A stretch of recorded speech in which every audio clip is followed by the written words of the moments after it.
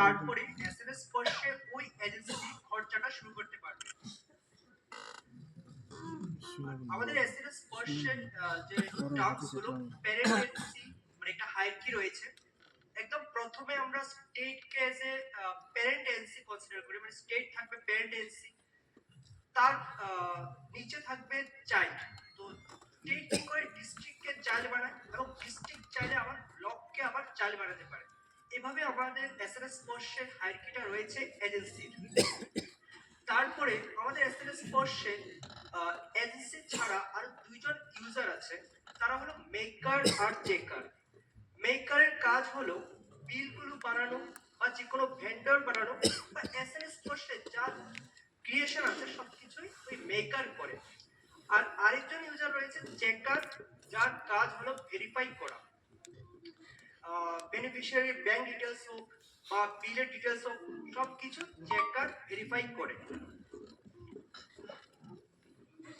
এটা আমাদের এসএনএস স্পর্শের মেইন যে লগইনটা snsposh.wipro.com.in। তারপর তাদের কাছে চাইল্ড এজেন্সি ক্রিয়েট, মানে প্রথম যে অ্যাডমিন এজেন্সি থাকে ওনার কি করবে, উনি চাইল্ড এজেন্সি ক্রিয়েট করবেন প্রথম। তো তার জন্য চাইল্ড এজেন্সির একটা ইউজার ইন্টারফেস থাকে। এখান থেকে ম্যানেজ ইউজারে গিয়ে উনি চাইল্ডগুলো ক্রিয়েট করে। এগুলো কি করে, প্রথমে তারা প্যারেন্ট এজেন্সি পিএফএস এ গিয়ে তারা অনবোর্ড করে আসে।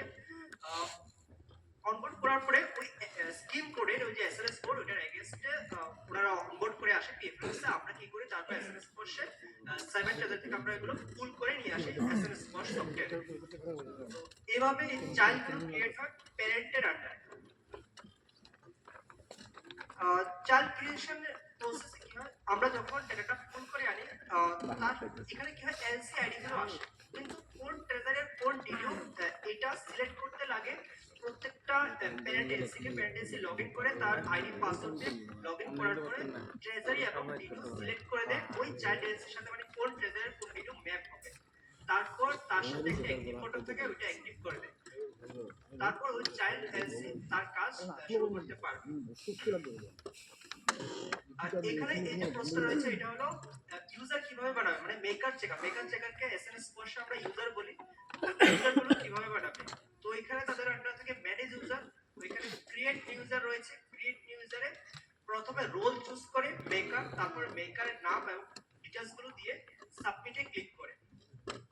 সাবমিটে ক্লিক করলে ওই এজেন্সির মেকারটা ক্রিয়েট হয়ে যায় এবং ওর আইডি পাসওয়ার্ডও সঙ্গে সঙ্গে স্ক্রিনের উপরে শো করে। ওইখান থেকে তারা আইডি পাসওয়ার্ড পেয়ে যায় মেকারের। সেম প্রসেসে চেকার ক্রিয়েট করতে লাগে। চেকার মানে চেকার যখন বানায় তখন তারা সেম মেকারের মধ্যে ডিটেইলস দেয়, কিন্তু নামটা যে আধার কার্ডের নাম রয়েছে আধার কার্ডের নামের মধ্যে দিতে লাগে, কারণ ওই চেকার হলো ভেরিফাই করে। এখানে ওটিপি ভেরিফিকেশন রয়েছে, তাই চেকারের নামটা আধার কার্ডের মধ্যে যেমন ভাবে প্রিন্ট করা রয়েছে সেম ভাবে এখানে নামটা দিতে হবে। তো এটা রয়েছে মেকার চেকার। মেকারের আইডিটা এম দিয়ে শুরু হয় এবং চেকারের আইডিটা সি দিয়ে শুরু হয়। এভাবে আমরা দুইজন ইউজারের আইডিটাকে ডিফারেনশিয়েট করি। মেকার চেকার ক্রিয়েট করার পরে তার কি করে, প্রত্যেকটা মেকার চেকারকে স্কিমের সাথে লিংক করে। তো এটা যেমন অপশন রয়েছে ইউজার স্কিম ম্যাপিং বলে। এখান থেকে তার কি করে, প্রথম সিএসএস স্কিম কোডটা সিলেক্ট করে তারপরে এসএলএস কোডটা, তার নিচে ইউজার লিস্ট থেকে যে যে মেকার চেকারগুলো ওই এজেন্সি বানিয়েছে ওইখান থেকে যাকে স্কিমের সাথে লিংক করাবে ওনাকে সিলেক্ট করে সাবমিটে ক্লিক করে। এইভাবে মেকার চেকার ক্রিয়েট করার পরে স্কিমের সাথে লিংক করে। তারপরে আমরা আরেকটা জিনিস রেখেছি ডিঅ্যাক্টিভেট এবং অ্যাক্টিভেট। কারণ একটা স্কিমের এগেইনস্টে মাল্টিপল মেকার তারা ক্রিয়েট করে, কিন্তু মানে অনেক সময় মেকার ছুটি নেয় বা লিভে যায়, তখন কি হয় ওনাকে ডিঅ্যাক্টিভেট করে আরেকজন মেকারকে অ্যাক্টিভেট করতে লাগে। তো তার জন্য এখানে ক্রিয়েট নিউ ইউজার বলে অপশন রয়েছে। এখানে ক্রিয়েট ইউজারে যখনই যায় তারা সমস্ত ওই এজেন্সির সমস্ত মেকার চেকারের লিস্ট চলে আসে অনলাইনে তো কিনাইলা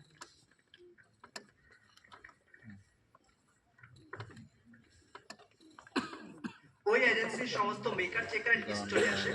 ওইখান থেকে তারা কি করে মডিফাই যে বাটনটা রয়েছে মডিফাই বাটনটা এখানে ক্লিক করে তারা এই পপআপটাতে যায়। এখান থেকে একটা যে টগল বাটনটা রয়েছে এখানে অ্যাক্টিভ স্ট্যাটাস বলে, এই টগল বাটনটাকে তারা অন করে দেয়। আর এটা যদি অন হয়ে যায় মানে মেকারটা অ্যাক্টিভ, এখন মেকারটা কাজ করতে পারবে। আর এটাকে ডিঅ্যাক্টিভেট করে দিলে মানে মেকারটা এখন কাজ করতে পারবে না। এট এ টাইম একজন মেকারকে একটা ফিল্মের সাথে মানে অ্যাক্টিভ রাখতে পারবে। এটা গেল মেকার চেকারের প্রসেসটা। তারপর কি হয়, ভেন্ডর বানাবে। তো ভেন্ডর বানানো মানে যেগুলো ক্রিয়েশনের কাজ মেকারের কাজ। তো মেকারের তো আইডি পাসওয়ার্ড চাই, মানে যে এজেন্সিটা উনি ক্রিয়েট করে দিলেন, এবং মেকার তার নিজের এবার লগইন দিয়ে আইডি পাসওয়ার্ড দিয়ে লগইন করে ভেন্ডর ক্রিয়েশন করবে। তার জন্য লগইনে যখনই ঢুকবে এটা আমাদের ড্যাশবোর্ডটা এমন শো করবে। তার লেফট সাইডে একটা অপশন রয়েছে ম্যানেজ ভেন্ডর বলে। ম্যানেজ ভেন্ডরে অ্যাড নিউতে ক্লিক, ম্যানেজ ভেন্ডর নিচে অ্যাড ভেন্ডরে ক্লিক করবেন। অ্যাড ভেন্ডরে ক্লিক করলে এই পেজটা খুলবে। এখান থেকে ভেন্ডরের সমস্ত ডিটেইলসটা এখানে ফিল আপ করে তারপর এখানে সেভে ক্লিক করে এখানে ভেন্ডর ডিটেইলস এর মধ্যে আমরা এখানে টাইপ অপশন দেখেছি। টাইপের ডিফারেন্ট টাইপ অফ ভেন্ডরের জন্য লাইক পার্সোনাল কমার্শিয়াল এখানে সিলেক্ট করতে পারেন। তারপর এখানে সেভে ক্লিক করলে উপরে স্ক্রিনের উপরে ওই ভেন্ডরের জন্য একটা পে আইডি জেনারেট হয়ে যায়। মানে এটা একটা ইউনিক কোড থাকে। ইন ফিউচার ওই ভেন্ডরকে যখনই মানে পেমেন্ট দেওয়া হবে এই দিয়ে মানে এটাকে রেফারেন্স করা হয়। আচ্ছা, আর এখানে একটা জিনিস, এখানে প্যান নাম্বার এবং জিএসটি নাম্বার রয়েছে। তো অনেকগুলো ভেন্ডরের প্যান নাম্বার থাকে না, তো তার জন্য যে অপশনটা আমরা রেখেছি সেটা হলো এই টাইপ থেকে যখন পার্সোনাল চুজ করে আপনারা মানে ভেন্ডর বানাবেন তখন প্যান নাম্বার আর জিএসটি নাম্বার না দিলেও হয়। এমনিতে ভেন্ডর তো আপনারা যদি বানাবেন না, এটা নরমালি যারা ডিডি ওরা তারা বানায়। ভেন্ডর বানানোর ক্ষেত্রে ভেন্ডর দুই রকমের হয়। একটা তো নরমালি আমরা যে থার্ড পার্টি পেমেন্ট করি ওদের ক্ষেত্রে প্যান আর জিএসটি ম্যান্ডেটরি, কিন্তু যেটা আমাদের নর্মাল বেনিফিশিয়ারি পেমেন্ট হয়, আপনারা দেখুন আইএইচএল বেনিফিশিয়ারি যাচ্ছে, সোশ্যাল ওয়েলফেয়ার অনেক রকম বেনিফিশিয়ারি যাচ্ছে। তো ইন দ্যাট কেস অনেক সময় আমাদের প্যান কার্ড না হলেও মানে ভেন্ডর বানাতে কোনো অসুবিধা থাকবে না, এখানে বানানো যাবে। বিভিন্ন ডিপার্টমেন্টের একটা ইয়ে ছিল, কারণ অনেক সময় আইএইচএল বেনিফিশিয়ারি ক্ষেত্রে দেখা যায় একজন লোকের ক্ষেত্রে প্যান কার্ড নাই থাকতে পারে। সেক্ষেত্রে আমরা অনেকের ক্ষেত্রে নাই থাকতে পারে, অনেক ক্যাটাগরিতে হয়তো ওনার ইনকাম ট্যাক্স ইয়ে হয় না। সেই ক্ষেত্রে আমাদের ওই ক্ষেত্রে ভেন্ডরটা নরমালি আমরা প্যান কার্ড ছাড়া বানাতে পারি। তো আপনাদের যেহেতু এই সিস্টেমটা পুরোপুরি মানে বিলিং সিস্টেমটা পুরো ডিপে বোঝার দরকার নেই, তো আমি অঙ্কনকে অনুরোধ করবো জাস্ট ওভারভিউটা দিয়ে দাও।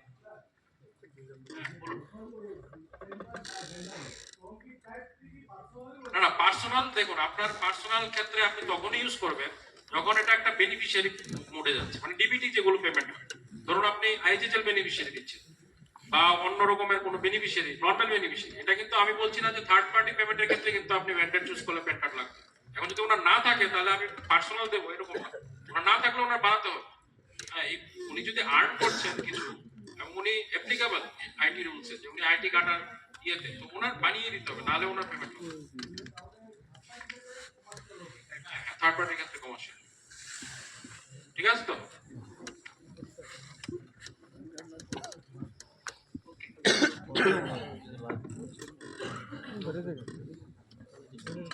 ভেন্ডর ডিটেইলস দেওয়ার পরে তারপর ব্যাংক ডিটেইলস দেওয়ার সেকশনটা আসে।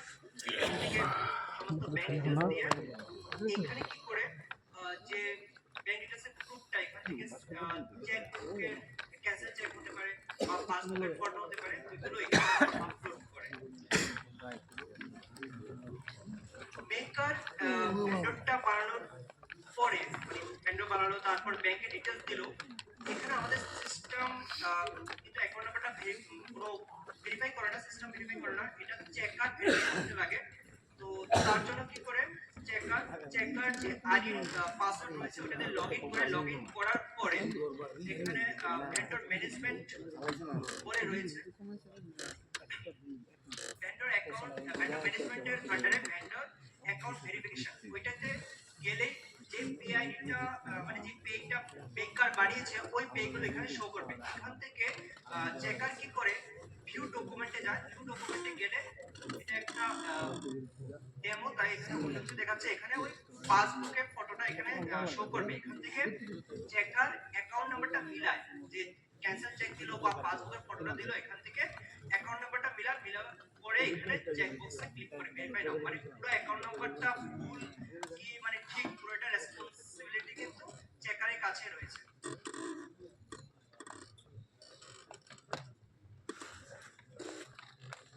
তারপর মেকার চেক করতে পারবে যে ওই ভেন্ডরটা বানিয়েছে ওটা চেকার ভেরিফাই করেছে কিনা। যদি চেকার ভেরিফাই করে তখনই ওই ভেন্ডরটাকে বিলে অ্যাড করতে পারবে, তাছাড়া ওইটা বিলে অ্যাড করার সময় শো করবে না। আর এখানে একটা বাল্ক ভেন্ডরের মানে ভেন্ডর যে রেজিস্ট্রেশন করবে একটাও করতে পারে বা একসাথে অনেকগুলো ভেন্ডরের রেজিস্ট্রেশন করতে পারে, এটা রয়েছে বাল্ক ভেন্ডরের রেজিস্ট্রেশন সিস্টেম, এটা এক্সেলেন্ট হতে হয়।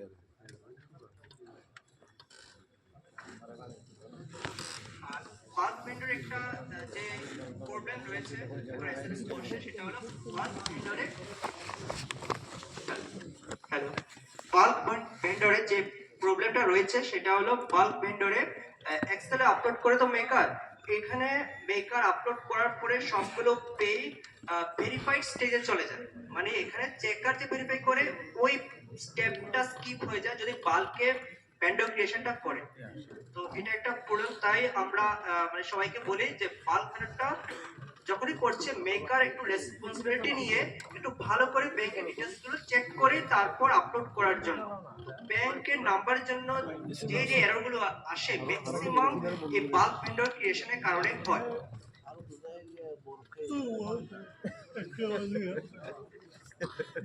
আপনারা বুঝতে পারছেন নি এটা যে কইছে, মানে সিঙ্গেল ভেন্ডর তো আমরা বানাই নিলাম, সিঙ্গেল ভেন্ডর চেকার আয়া চেক করতে পারবো, আমি দেখলাম পাসবই দেখলাম দেখা মিলাই নিলাম। বাল্ক ভেন্ডর মানে 100টা ভেন্ডর আমি একসঙ্গে অ্যাড করে দিছি, অ্যাড করার পরে কিন্তু চেকার এটা আর ওইভাবে দেখতে পারতো না। এর লিগে যখন আপনারা বাল্ক ভেন্ডর অ্যাড করবেন তখন এক্সেল শিটটা যেটা যেই ইয়েগুলো আছে নাম্বারগুলো আছে অ্যাকাউন্ট নাম্বার আইএফএসসি এগুলো আবার একবার রিভেরিফাই করে নিলে ভালো চেকারের ক্ষেত্রে।